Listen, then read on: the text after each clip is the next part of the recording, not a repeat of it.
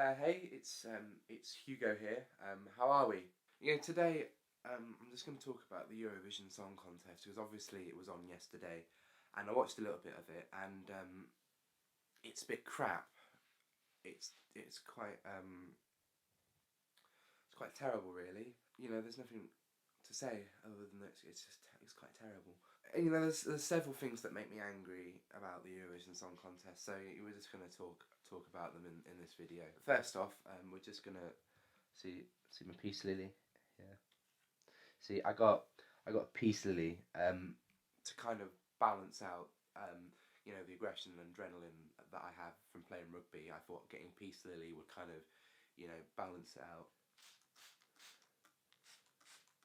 And it's not died yet, so that's great. One thing that has died though is my hope for the Eurovision Song Contest. So we're going to get back onto this topic now. Where do you start with the Eurovision Song Contest? What's good about it? I'm not really too sure. The music's a bit naff, isn't it? Do people watch Eurovision for the music, or do they really watch it just as an excuse to consume the devil's juice? Because I think it's the latter. I don't really think you can enjoy the Eurovision Song Contest without consuming the devil's juice. So, that says it all really, doesn't it? Has anybody ever competed in it that actually is good, or is at least becomes or is mainstream? I don't think there is. I mean, is it just amateurs singing, or is it artists whose careers have taken a bit of a nosedive? I'll leave that up to you. I think it's both really. The only person that I know, or is at least a memorable person that has won it, is Celine Dion, and she's Canadian. Is it really the Eurovision Song Contest? Because I think it's a bit dodgy, isn't it? You have Azerbaijan competing, and I don't think Azerbaijan is loosely European. I think it's not really, is it? Is Azerbaijan European? I don't know. Probably should look that up. I don't think it is. I know it's in the Caucasus, and that's like probably not. There's Israel as well. Is Israel European? I won't debate this at all because people get very heated very quickly. So we're going to move on and talk about the fact that Australia competes in the Eurovision Song Contest.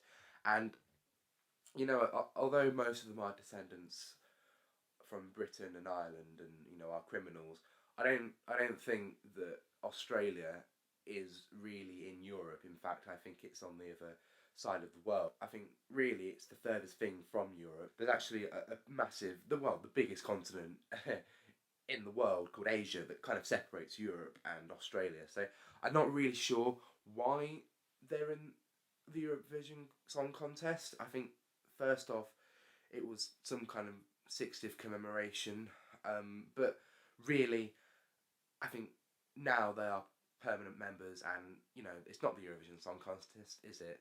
So if you want to call it that, don't. You really only used to kind of watch the Eurovision Song Contest for the anecdotes and the commentary of Terry Wogan, but obviously he can't do it anymore, so why watch it? And it was his kind of comments as well that bring me back, and probably to the worst part of the Eurovision Song Contest, is that it's very political. Um, you know, are Ukraine the best? I only watched a little bit. I didn't watch Ukraine because everything before that was crap. It's very political. Nobody votes for Great Britain because nobody likes us. It's just that, isn't it? It's very political. The countries just vote for their friends, and seeing as Britain has no friends really, we're just the cousin that everybody acknowledges and has to get along with. But do they really like us? I don't really think they do. No. I kind of feel bad for the people that compete in it as well, because do people take the Eurovision Song Contest seriously? Does it actually lead onto anything?